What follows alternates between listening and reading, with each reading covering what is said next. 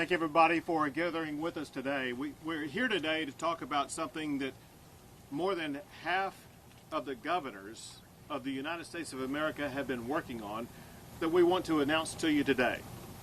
Before we start talking about that, however, I do want to talk a little bit about something that happened as I was traveling to the Rio Grande Valley today. There was a shooting that took place in a high school located in Arlington, Texas.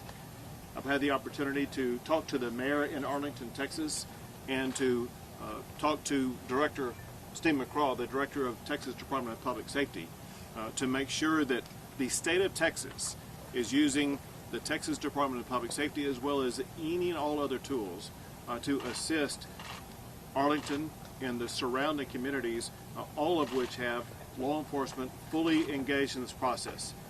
Let me just give you the latest update that I have right now, knowing that facts are changing on the ground as we speak. According to Director McCray, the school is safe and secure. The shooter has been identified, and there is a search for the shooter. We know the shooter's car. We feel confident that the shooter will be located very, very soon.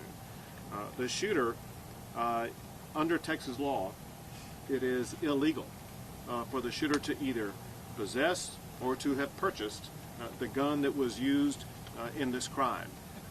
What I understand, just very briefly, is that a fight broke out inside the school and the shooter pulled out the gun that he had illegally and shot several people.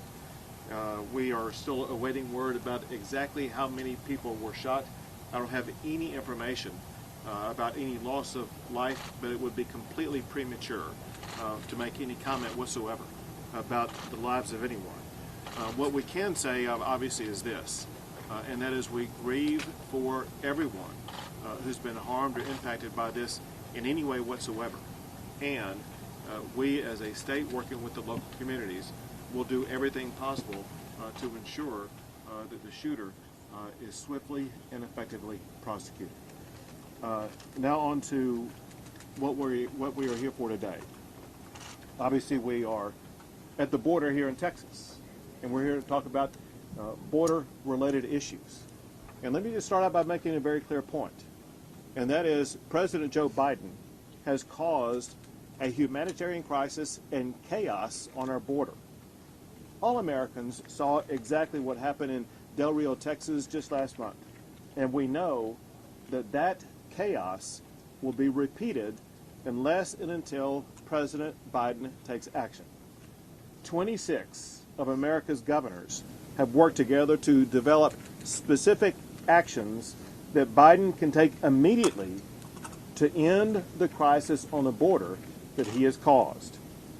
We, all of us, asked the president for a meeting to visit with us about this, and he refused to meet with us, and he completely ignored us. 9 of the 26 governors that crafted this action plan gathered today at the border, a border, by the way, that President Biden has never even been to. We're here to announce 10 actions that President Biden must take immediately. For me, I will mention 3.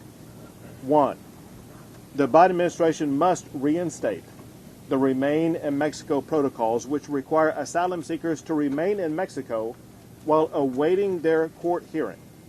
This is a proven deterrent to crossing illegally. 2nd, the Biden administration must finish securing the border, which includes, among other things, finishing the border wall. 3rd, the Biden administration must enforce Title 42 health restrictions at the border. And then I'll add this. While Joe Biden has done absolutely nothing to solve the crisis that he caused, Texas has taken 10 actions, not plans, but actions to address the Biden border crisis. 1, I signed laws providing $3 billion of Texas taxpayer money for Texas to do the federal government's job to secure the border. 2nd, I've deployed thousands of National Guard and Texas Department of Public Safety troopers and officers to secure the border. They are credited with forming a barrier that shut down the illegal migration surge in Del Rio. Third, we created a system to arrest and jail illegal immigrants who are trespassing in Texas. Fourth, I signed a budget approval and provided the authorization to build a border wall in Texas. Fifth, I signed a law to make it easier to prosecute smugglers who are bringing illegal immigrants into Texas. Sixth, I signed 9 laws cracking down on human trafficking in Texas. Seventh, I signed a law that creates a new crime for the manufacture or distribution of fentanyl. This targets the gangs and cartels that Biden is allowing into America who are trafficking this deadly drug. 8, I declared a disaster for border counties that are suffering from the surge of illegal border crossings. 9, I issued an executive order to prevent NGOs from transporting illegal immigrants in Texas. And 10th, Texas took legal action to enforce the Remain in Mexico policy as well as the Title 42 policy. In that regard, a federal judge in Texas ruled in our favor, commanding the Biden administration to continue to keep the Remain in Mexico policy in place. The Biden administration has refused not only to keep that policy in place, but the Biden administration has also ignored that order issued by a federal court that was appealed all the way up to the Supreme Court and allowed to stay in place at this time. The Biden administration is in violation of a federal court order to impose the Remain in Mexico policy. Last, I want to make clear that while Biden continues to dither, Texas and other states are taking action to do the federal government's job. I thank the governors from across America who have sent resources to our state. They understand the magnitude of the problem as well as the need for action. And I thank the governors who were able to adjust their schedules to be with us here today.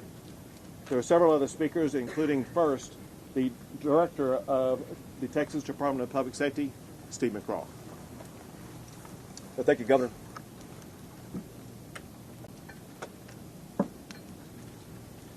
You've heard us say this before. You've heard the governor say it. There cannot be the most significant threat to Texas is clearly an unsecured international border with Mexico. It's the most significant public safety and homeland security threat.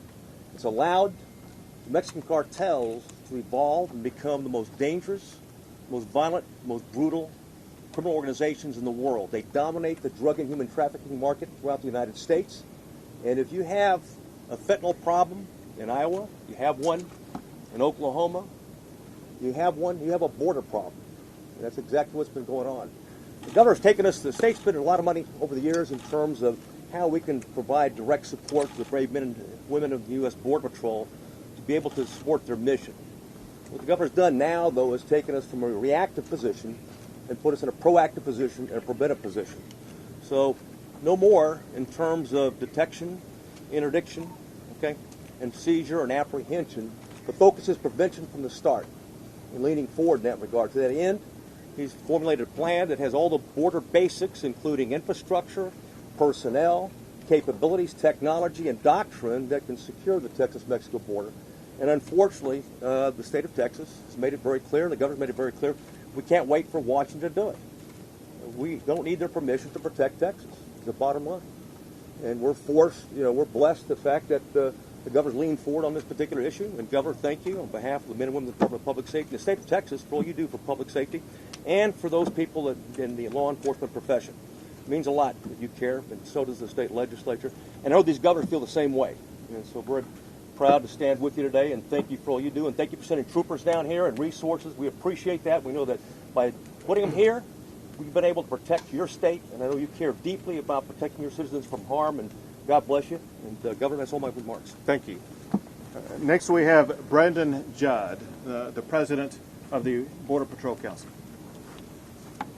Good afternoon. Thank you, Governor. Thank you, greatly appreciate it. Governors, thank you. Thank you. I can tell you that law enforcement greatly appreciates the work these men and women are doing. Sure would have been nice if we could have had just as many Democrat governors as well to discuss this issue. We have to have an honest conversation. Criminal cartels listen to actions. They don't care about words. And the actions of the Biden administration is very clear. If you cross the border illegally, you will be rewarded. And that's what this administration is doing. So as they give lip service to an issue, as they say the borders are closed, their actions clearly demonstrate otherwise. If we continue to reward criminality, if we continue to reward people for crossing the borders illegally, people are going to continue to come. It's interesting, we always say we shouldn't recreate the wheel. President Biden has the blueprint. President Trump did, in fact, create the wheel. He showed what needs to be done in order to control illegal immigration. If we can control illegal immigration, we can then go after the profits of the cartels. We can cut down on the drugs that are going to these states, that are killing so many of our children, of our family members. If we can't do that, the cartels will continue to control everything that is happening on the border.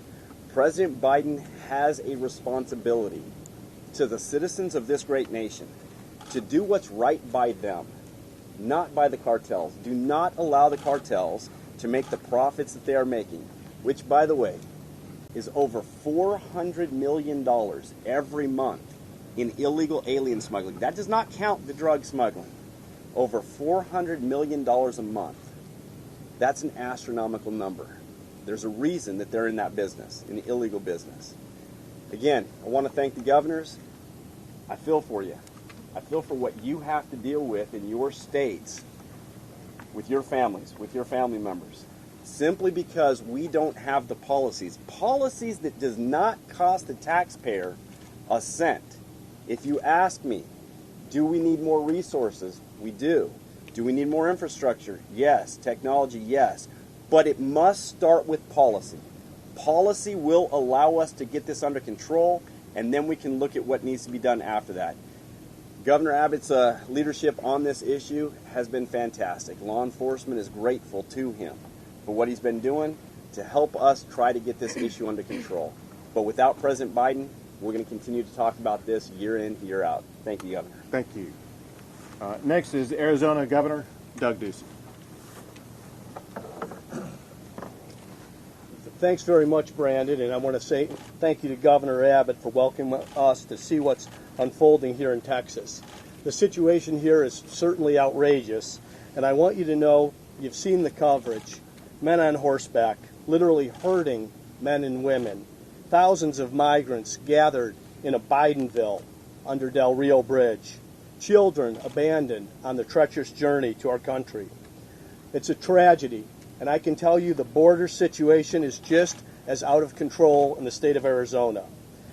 The border sector in Yuma has had more than a 1,000% increase in apprehensions compared to last year, the highest increase among all sectors. The Tucson sector has seen more than a 200% increase in apprehensions.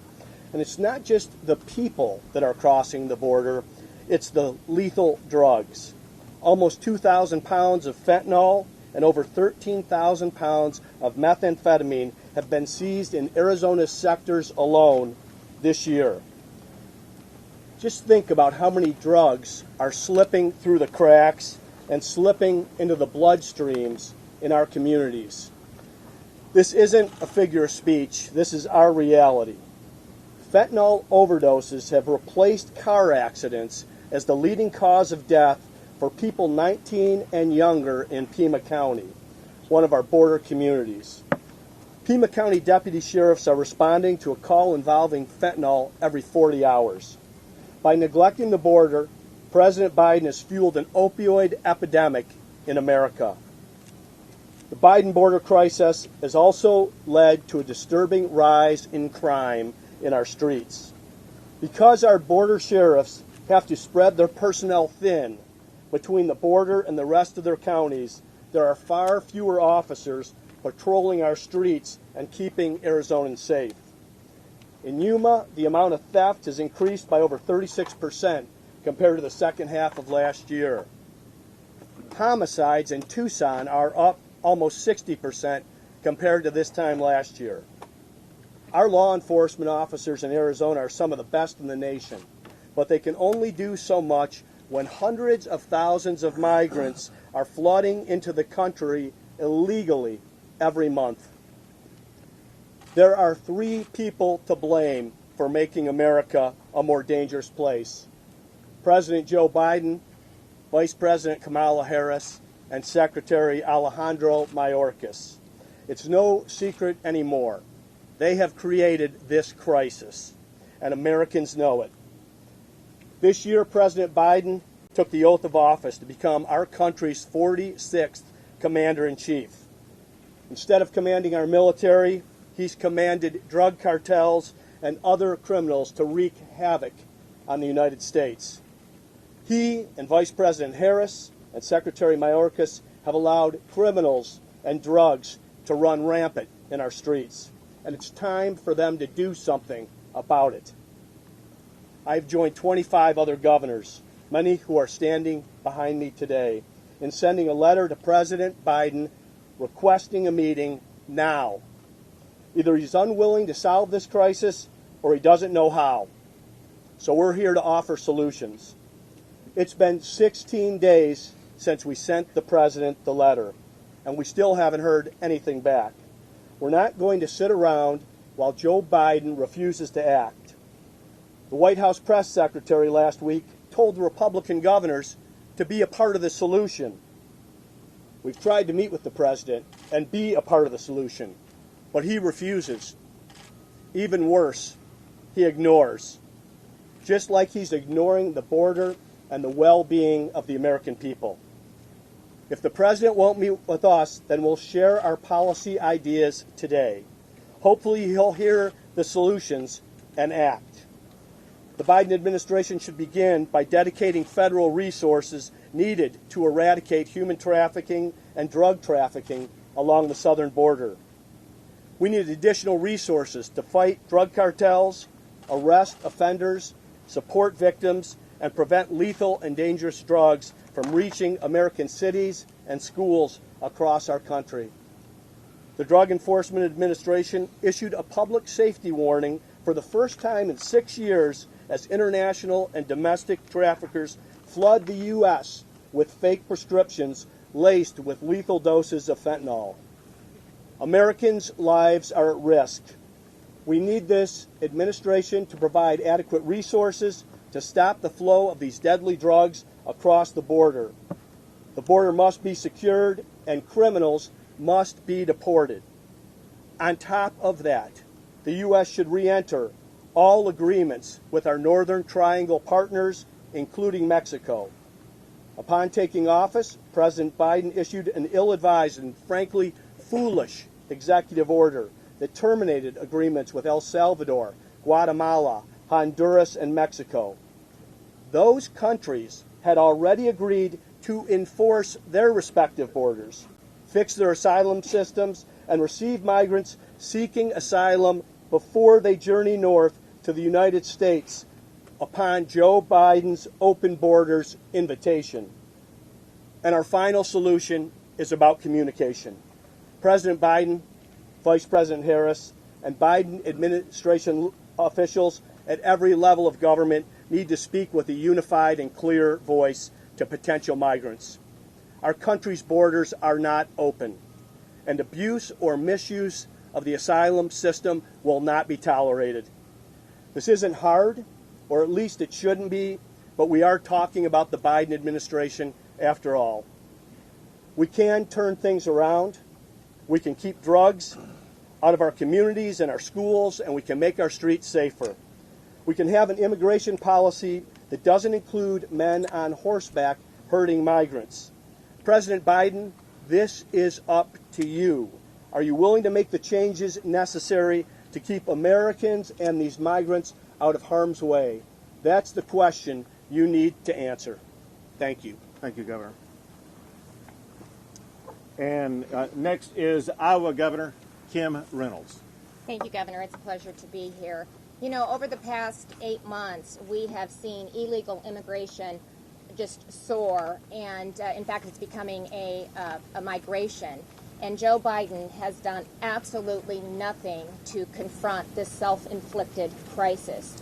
As chief executives of our state, Republican governors have come together to discuss what we expect the federal government to take action on so that we can stop the crisis and humanitarian crisis that's happening at this border.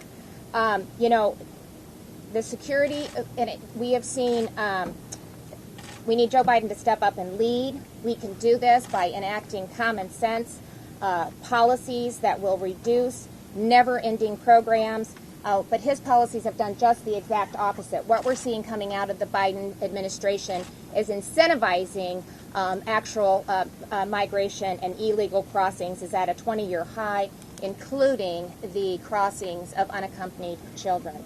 And what they're doing after that is they're secretly transporting them into our states across this country. And Iowa is one of those states. In April, we had 15 unaccompanied minor girls that were flown into the DeWine airport in the middle of the night, and then they were boarded on charter buses. And after we were made aware of this happening in the state of Iowa, we reached out to the Biden administration to ask them if they were responsible for this action taking place. And for over a month, they denied any involvement in this action. And so we were concerned that it could be human trafficking. And so we used our own resources to continue to investigate the plane that had 19 young women being dropped off in the state of Iowa and moved to charter buses. After weeks of denying that they had no involvement in it whatsoever, they finally admitted that it was their administration that was responsible for that plane landing in the state of Iowa. I can tell you Tennessee has a similar story, as well as Iowa. So if this is happening in Iowa, and if it is happening in Tennessee, this is happening in states all across our country. And at a minimum, this administration should not only provide transparency, but they should notify governors across this country when illegal migrants and unaccompanied children are being dropped off in our state, because then we become responsible for them. So that is a policy solution that he could enact tomorrow. In addition to that, he should require the Office of Refugee Resettlement to enforce that policy action. In addition to that, they need to resume the deportation of all convicted criminals. When President Biden took office, the first thing he did was to issue an executive order that ordered ICE to do limited deportations. That is unacceptable. That should have never happened. All convicted illegal criminals need to be deported, and that is another thing that he could do tomorrow.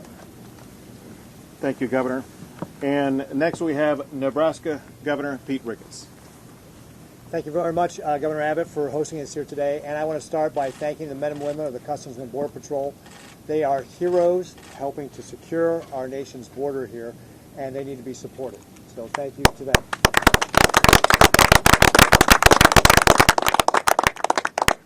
I also want to thank all the National Guard and law enforcement folks who are also doing the same. So can we give them a round of applause too, please? Thank you.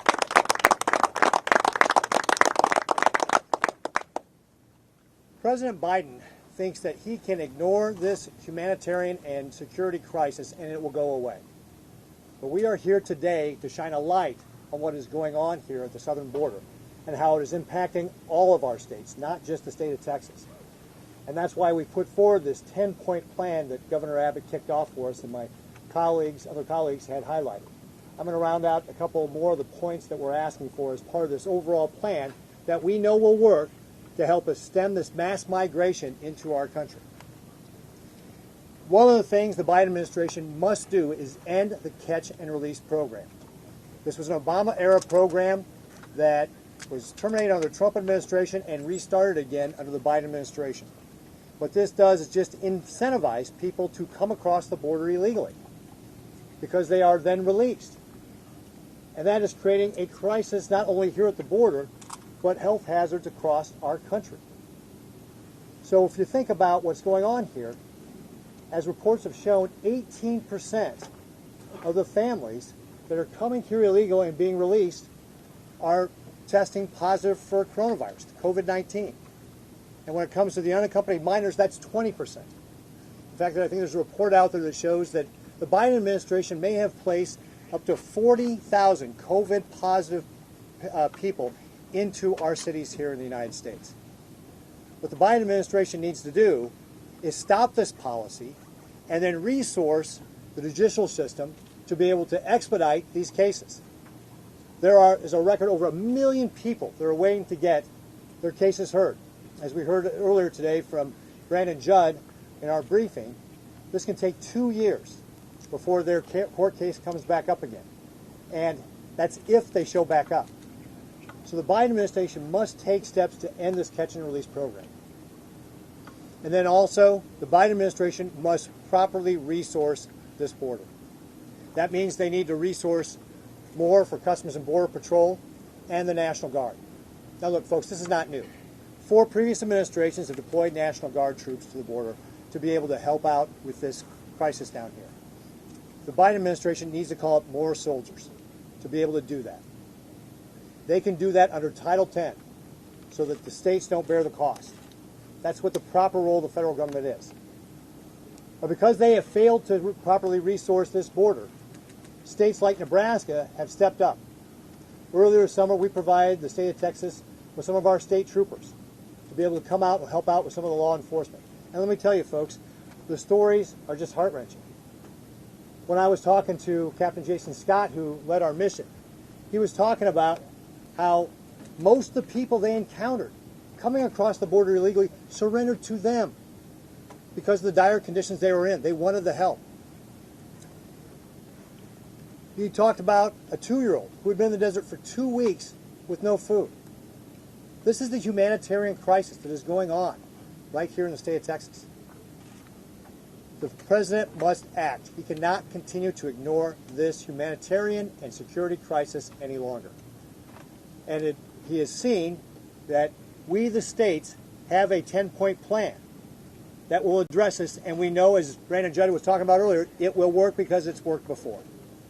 We're calling on the president to act to end this crisis. Thank you. Thank you.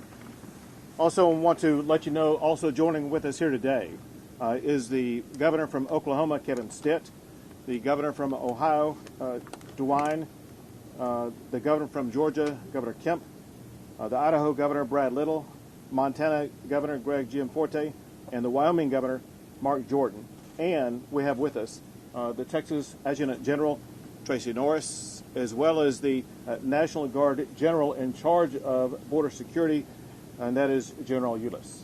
With that, we'll take a few questions. Governor, do you feel that it's right for critics to say this is just a photo op? Are you looking to run for president?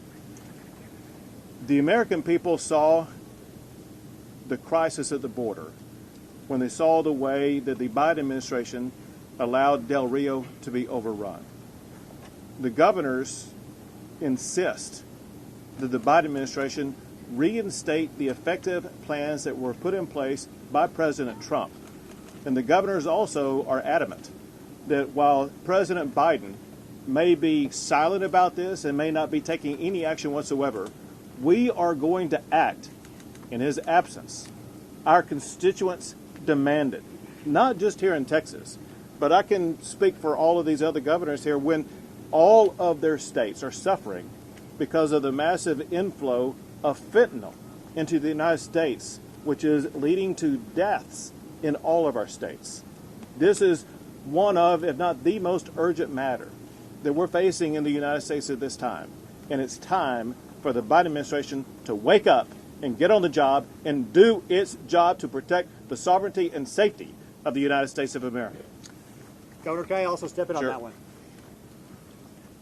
To say this is not a crisis, to ignore the data. Through August, Customs and Border Patrol has had over 1.3 million contacts. Through August of last year, that number was 272,000, nearly 5 times as many contacts this year. That's why this is not about illegal immigration. This is about a mass migration. And if you look at April 2021, ICE completed 2,962 removals. That is the lowest number on record. So while we are seeing a surge at the southern border, the Biden administration is not resourcing our agencies properly to be able to take the appropriate law enforcement action. That is why the president must act. Governor, critics say that the Operation Lone Star is unconstitutional. How do you respond to that? We think that the person who is acting inconsistent with the Constitution is the President of the United States. He's completely abdicated his constitutional duties, and that is why it is necessary for the states to take action.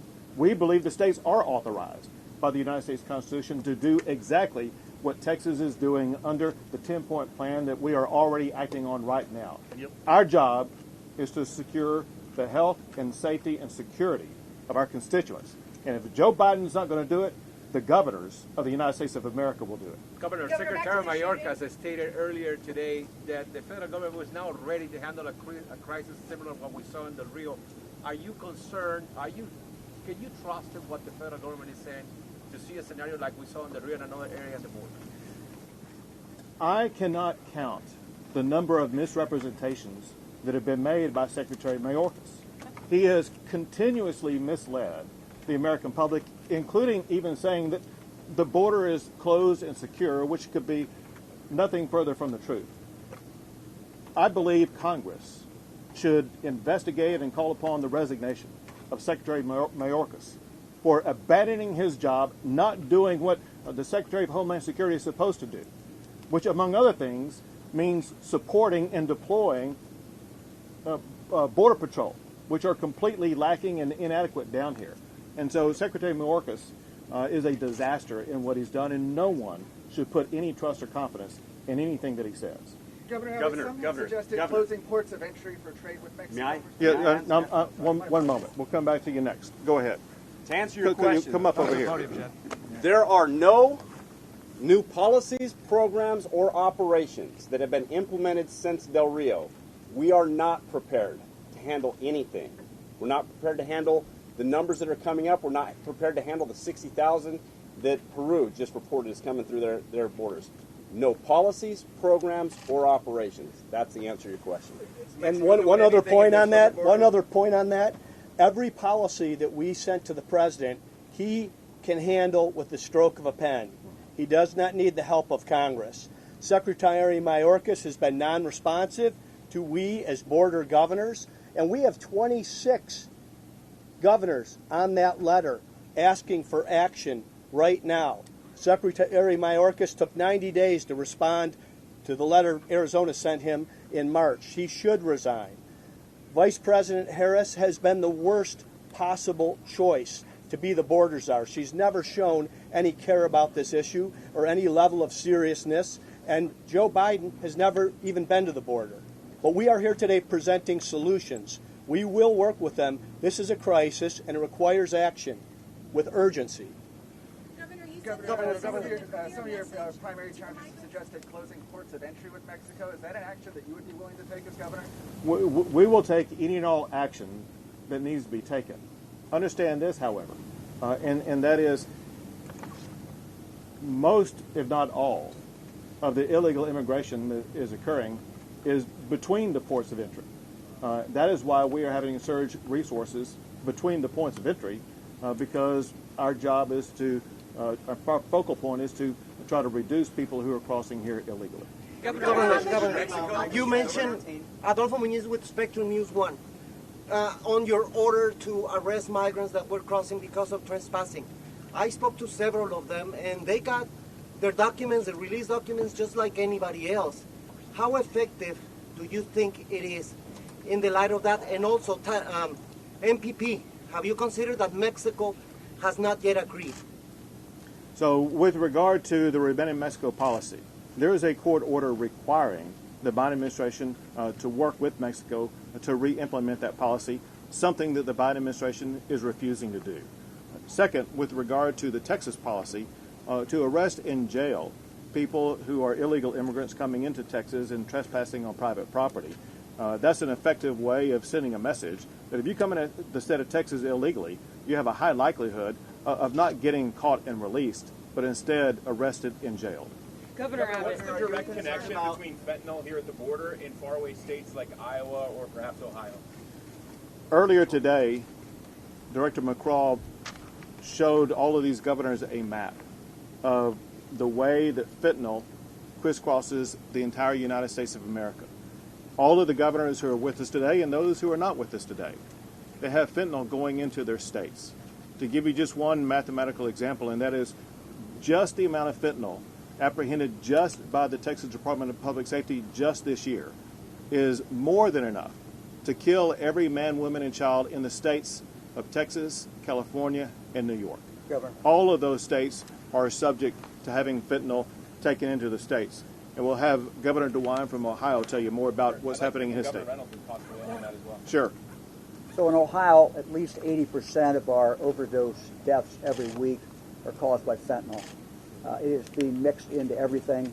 I get calls, I get letters from family members who have lost someone. So this crisis at the southern border is a humanitarian crisis. It's also a drug crisis. It's a fentanyl crisis.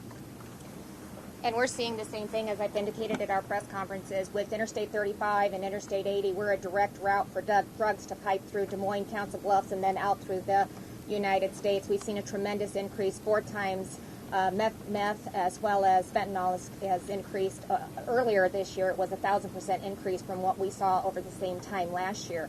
And that's killing our young people. And the other thing that we're also experiencing is the purity of the fentanyl that's coming in and the way that they're lacing it. We've also seen a tremendous uptick in the use of naloxone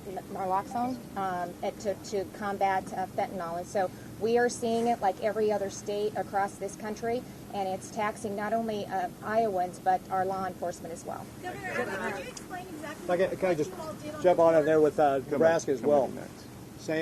Same thing is happening in Nebraska. So talking to the colonel of my state patrol, methamphetamine in the Midwest is up 4 times what it was last year.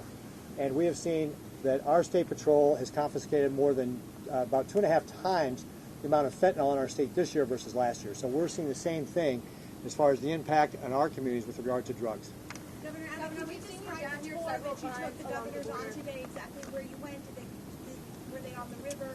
Did they visit with any migrant respite centers? Could you explain where you took them? Sure. Before coming here, we had a briefing at the Texas Department of Public Safety headquarters where Brandon Judd and Director McCray explained to them exactly what was taking place on the border, where it was taking place, and what the consequences were for all of the states. It will be after this that the governors are going to be able to visit different locations, some by boat, some by air, some on ground. Governor, are you concerned about the migrants that have been detained for over 60 days? Some of them haven't been formally accused of a crime. What's your reaction on that? If you're talking about in the arrest and jail program, From Valverde and Kinney counties, yes. Yeah, and so the prosecuting attorneys in those counties have the legal responsibility to effectively charge anybody who's arrested for a crime. We urge them to charge them with the highest potential penalty that they can be charged with to make sure that they remain in jail for as long as possible. Two more questions. Are you concerned? Down the border several times with former President Donald Trump, with Ted Cruz. Now, if the Biden administration doesn't respond to this, how do you and other state officials plan to move forward? We will, speaking for the state of Texas, we are going to continue to escalate what we are doing to respond to this crisis.